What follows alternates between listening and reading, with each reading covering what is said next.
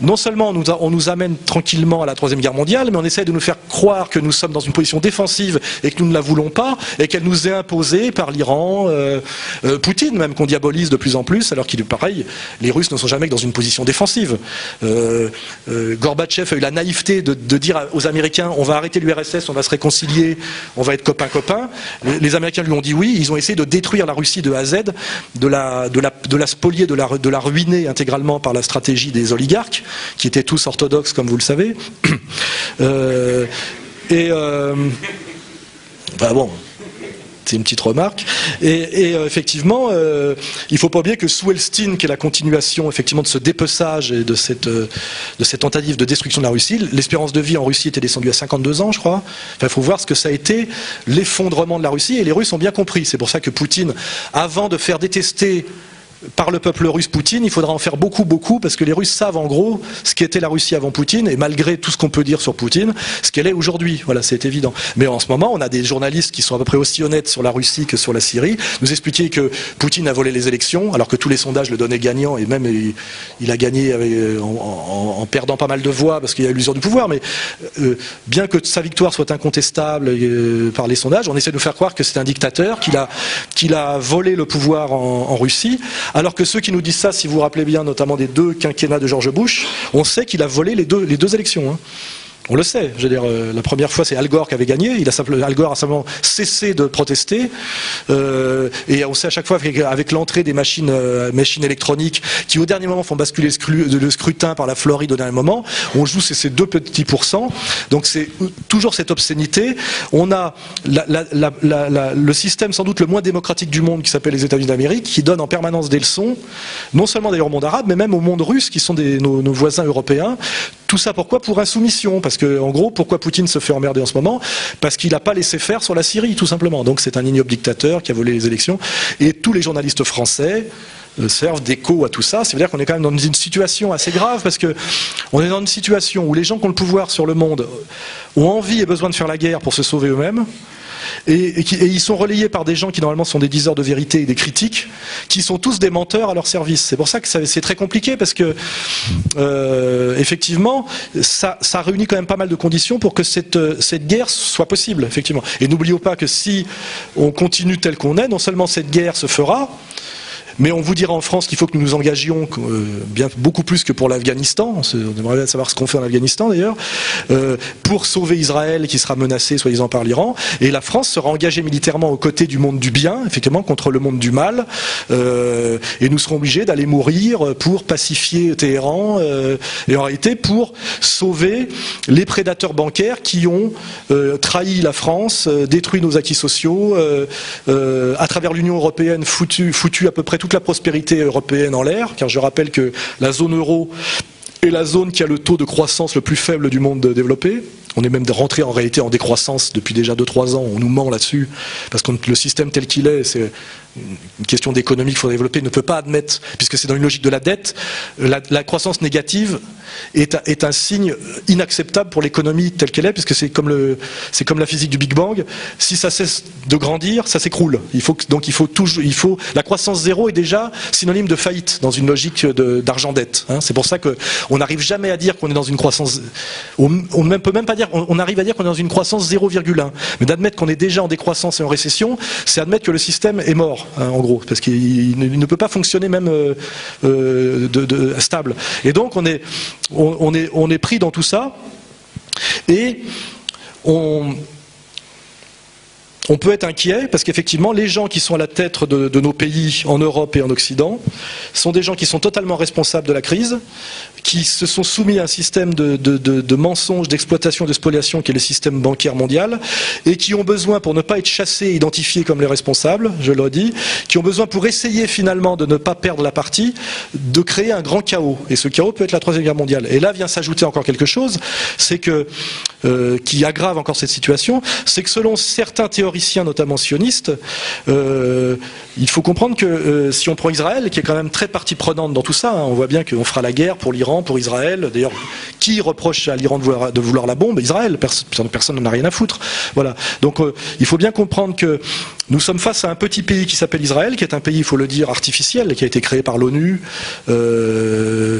qui est très, très petit et entouré effectivement d'ennemis à juste titre, et qui n'existe que par le soutien inconditionnel d'un pays qui s'appelle les États-Unis d'Amérique, dont des élites aux États-Unis de plus en plus se lèvent pour dire que la défense inconditionnelle d'Israël par les Américains n'est pas une logique américaine, c'est-à-dire qui était la théorie de Chomsky, qu'Israël est un porte-avions américain qui justifie son soutien inconditionnel, car en fait ils existent pour défendre les intérêts américains. Aujourd'hui, il y a beaucoup d'Américains de haut niveau qui disent en réalité la défense inconditionnelle d'Israël n'est pas du tout l'intérêt en géopolitique des Américains, c'est même le contraire, ça nous coûte de plus en plus cher, notre intérêt serait de nous réconcilier avec le monde arabe et avec l'Iran, etc., etc.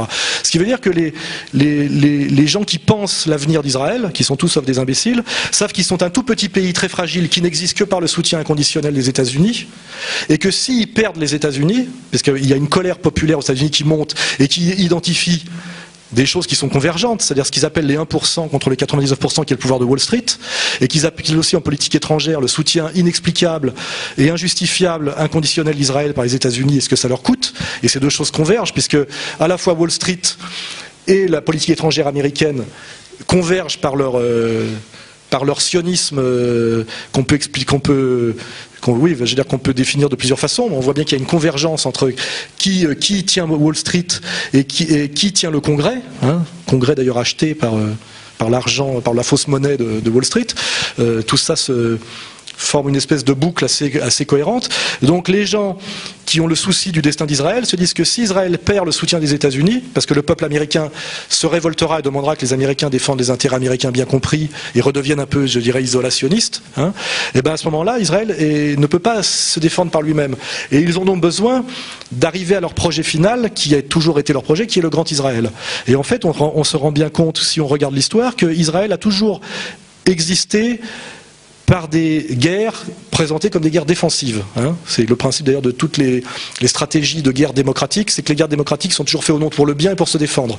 C'est ce qu'on doit faire croire au peuple. On ne fait jamais de la guerre pour faire le mal et pour grandir. Il y a qu'Hitler qui avait ce courage encore d'oser parler d'espace vital et de race inférieure. Maintenant, c'est plus possible. Il faut toujours que ce soit pour défendre la veuve et l'orphelin contre les méchants. Et donc, on voit bien que finalement, la Première Guerre mondiale a donné la déclaration Balfour. C'est la première étape. La Deuxième Guerre mondiale a donné la partition de 48. Et dans l'esprit de certains, la Troisième Guerre mondiale, si c'est bien joué, pourrait amener le Grand Israël, c'est-à-dire à une guerre mondiale présentée comme une guerre du monde occidental contre notamment le monde musulman dangereux. Et c'est pour ça que Bernard Lévy se réjouit en ce moment des révolutions islamiques. Il dit que c'est très bon pour Israël de mettre des extrémistes musulmans partout, ce qui est assez incompréhensible si on ne comprend pas où ils veulent en venir. Sheikh Imran Hossein l'a déjà très bien compris. C'est qu'effectivement, une fois qu'on prétendra que Israël, qui est, comme chacun le sait, l'avant-garde du monde judéo-chrétien, de la démocratie, etc. Là, je mets tout ça entre guillemets, mais c'est ce que nous vendent les médias, sera entièrement menacé par des hordes de musulmans sanguinaires et faméliques, dont on a bien vu qu'ils ont sodomisé Saddam Hussein en criant Allah Akbar. Tout ça n'est pas fait. C'est pas pour rien que quand les Français, les Américains et les Anglais ont attrapé Saddam Hussein en l'humantant et en le laissant partir avec des drapeaux blancs, ils l'ont tapé avec un drone, ils l'ont fait sortir, et une fois qu'ils l'ont mis, ils sont allés chercher une bande de 20 connards payés, qui l'ont bien assassiné en criant Allah Akbar, pour que inconsciemment, les Français voient bien qu'un musulman, c'est un type qui assassine, qui égorge quelqu'un en criant Allah Akbar. Donc on a bien tout ce travail subliminal qui est fait, que les musulmans sont des assassins globalement hystériques et incontrôlables, et que demain ils vont encercler Israël.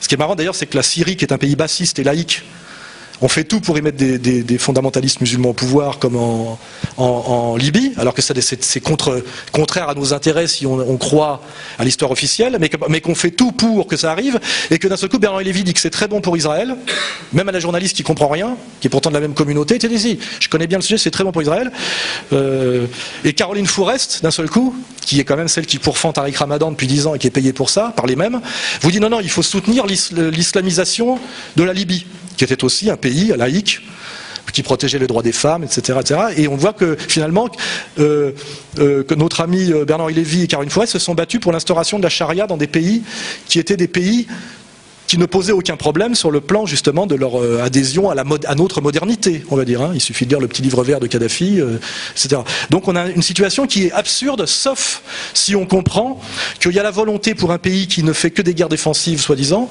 d'être encerclé et menacé totalement de musulmans dangereux, et qu'il faudra à un moment donné qu'ils se défendent. Et comme à chaque fois qu'il se défend, bah, il agrandit son territoire. Annexion du Golan, etc. Et il détruit surtout ses ennemis efficaces, mise à poil de Nasser, etc., etc. Donc si on additionne toute cette analyse, on a toutes les raisons, sachant les rapports de force réels de notre monde, qui a le pouvoir et qui ne l'a pas, qui a les moyens de déclencher des guerres et qui ne l'a pas. Là je fais référence à des exemples récents. Monsieur Juppé ne voulait pas qu'on fasse la guerre à la Libye, il était ministre des Affaires étrangères. Monsieur Bernard-Henri Lévy nous a dit si, et nous avons fait, l'armée française a fait la guerre. C'est-à-dire que c'est Bernard-Henri Lévy déclare des guerres au nom de la France à des pays qu'il estime hostiles. D'ailleurs, quand on va à Israël, hein, parce que c'est voilà, la réalité est devant nous.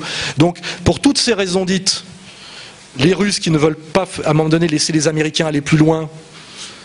Parce qu'il y a aussi la géopolitique mondiale, c'est qui contrôle ce qu'on appelle le verrou eurasiatique de la Caspienne tient le monde, ça il faut aussi lire les géopoliticiens allemands.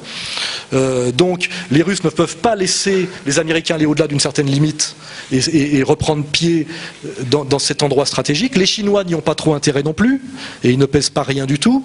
Les Américains, c'est vital pour eux, pour freiner l'expansion économique de la Chine, le redressement de la Russie, de les bloquer. Et comme ils ne peuvent pas les bloquer par la compétitivité économico-industrielle, parce que Wall Street a détruit, et dans une logique de destruction de la production au profit de la spéculation pure, ils n'ont que le militaire pour le faire. C'est-à-dire que les États-Unis ne sont plus du tout ce qu'on appelle un empire de Pax Americana, c'est-à-dire que la paix du commerce, qui sont les vrais empires en période d'apogée, c'est-à-dire que ce soit le monde musulman ou autre, c'est toujours, en fait, ils règnent parce qu'ils garantissent la sécurité du commerce et la stabilité monétaire. Et dès qu'ils n'ont plus les moyens de faire ça, et qu'ils déclinent, ils n'ont plus que l'agressivité. Et l'agressivité dans l'empire est la preuve de son déclin. Et en général, qu'il est près de sa fin. Voilà.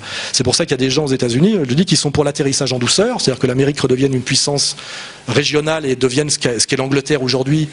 L'Angleterre étant aujourd'hui, l'Angleterre étant hier, étant, je dirais, les États-Unis du 19e siècle. Ils ont accepté de redevenir une puissance importante mais secondaire. Ils ont renoncé au leadership mondial. Donc il y a des gens qui se disent que soit les États-Unis redeviennent une puissance, une île dans le Pacifique, parce qu'il faut regarder c'est ce que c'est, hein, alors que le jeu se joue en Eurasie, la domination du monde se joue très loin d'eux, c'est ça qu'ils veulent. Soit ils y renoncent tranquillement, soit ils veulent à tout prix rester l'empire dominant du monde, et pour ça ils n'ont qu'une solution en réalité, puisqu'ils ont perdu sur le plan économique et qu'ils sont décrédibilisés sur le plan monétaire, car tout le monde sait aujourd'hui que le dollar est une fausse monnaie, et tout le monde essaye de s'en émanciper, puisque même les Iraniens, dont on vient de décréter le boycott, eh ben, vont vendre leur essence aux Indiens qui en ont besoin, et ils la vendent en or directement. Les Indiens ayant les plus grosses réserves d'or du monde, il faut le savoir. Or privé.